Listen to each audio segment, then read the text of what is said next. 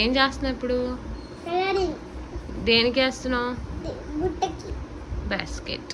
Basket. నేను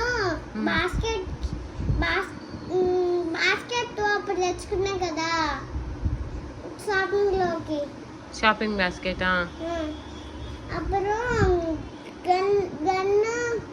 గండి మనం తీసుకుని తెస్తాం గన్తో.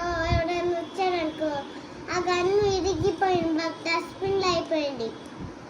అవునా? నువ్వు గన్ ఎప్పుడు తెచ్చుకున్నావు? ఎక్కడా? షాపింగ్లో.